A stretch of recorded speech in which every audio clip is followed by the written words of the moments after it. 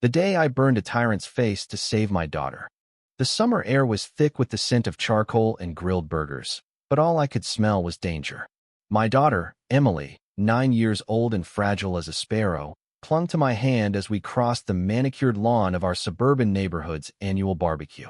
I'm a federal agent with the Department of Homeland Security, trained to spot threats in a crowd, but I never expected the predator to be the queen of our homeowners association, Margaret Hensley. When she wrapped her hands around Emily's throat over a napkin, I didn't just see a bully, I saw a monster. What happened next wasn't rage. It was justice, seared into her face with a red-hot grill lid. My name is Daniel Harper, and this is the story of how I stopped the tyrant.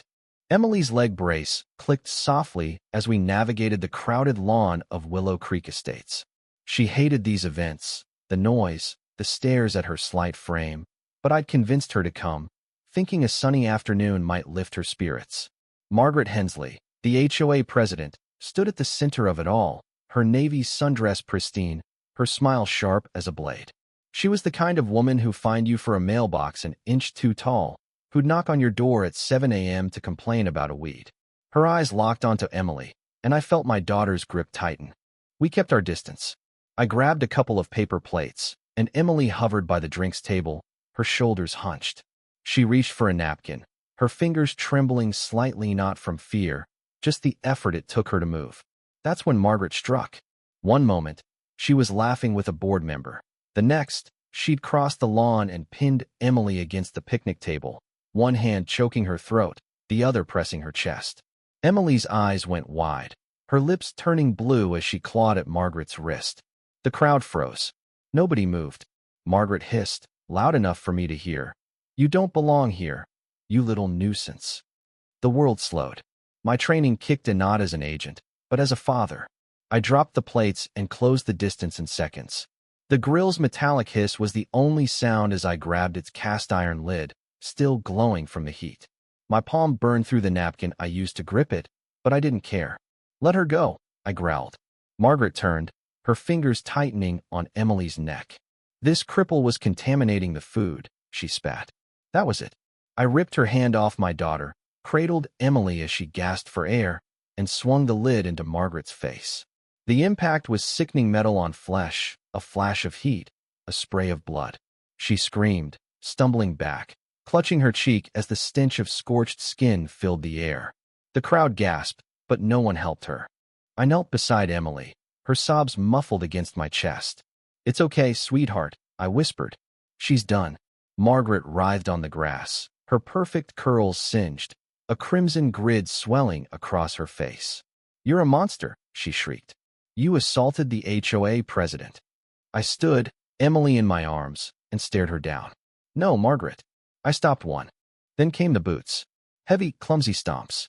"Back off," barked Tom Wheeler, Margaret's loyal enforcer, a wannabe cop who patrolled the neighborhood like it was his kingdom. He charged, gripping a barbecue skewer like a spear. I handed Emily to a stunned neighbor, stepped into his path, and waited.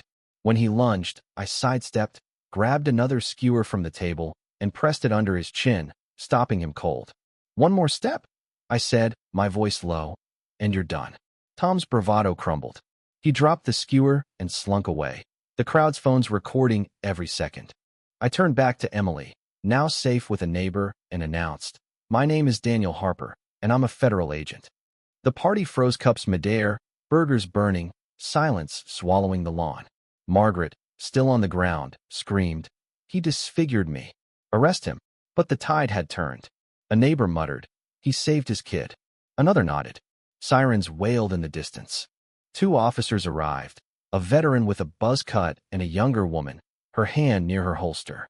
Margaret shoved forward, blood streaking her face. "This thug attacked me unprovoked," she cried. I stepped forward, Emily's bruises visible on her neck. "She strangled my daughter over a napkin," I said, voice steady. "I'm Daniel Harper, DHS. Check the videos. Check the witnesses." The younger officer's face hardened. She looked at Margaret, then at Emily's neck. "Ma'am," the veteran said, "hands behind your back." Margaret's scream shattered the silence as handcuffs snapped shut. "I'm the president of this neighborhood," she howled, but the deputies dragged her to the cruiser, her power broken. That night, I didn't sleep. Emily rested beside my wife, bandaged and safe, but my rage burned. Margaret's arrest wasn't enough.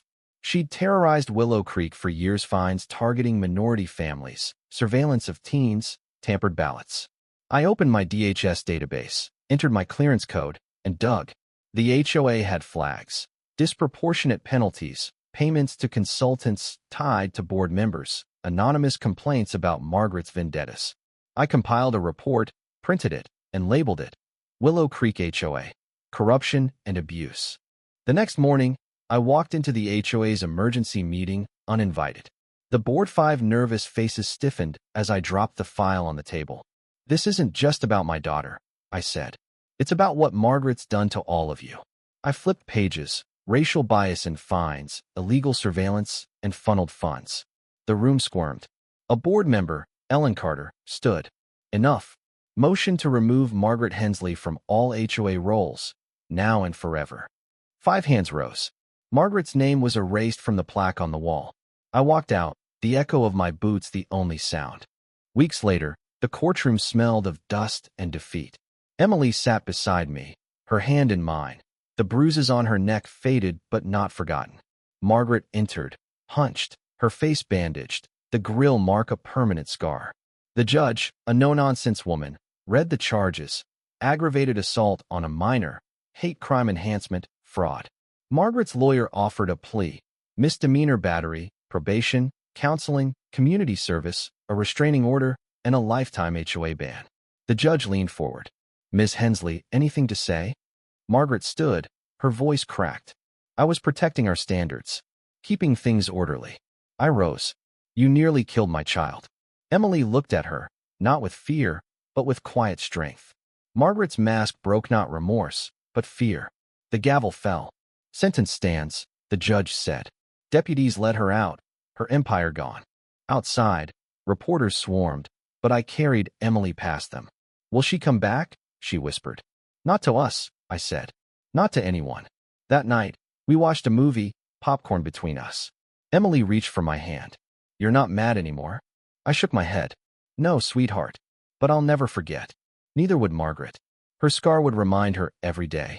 The neighborhood changed. No more intercom announcements. No more clipboard patrols. The lawn Margaret obsessed over grew wild, and nobody cared. Emily and I returned to the park where it happened, not to dwell, but to reclaim it. She sat under a tree, sketching.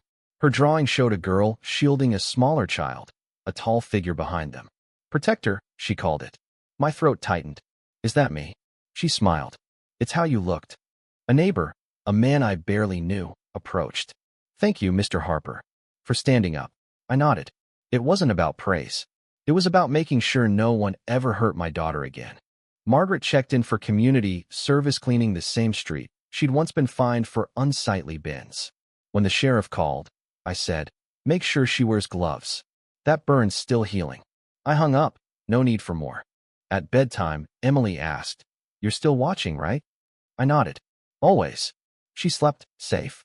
Margaret's name faded from records, but Emily's strength grew. She didn't just survive, she thrived. That's justice.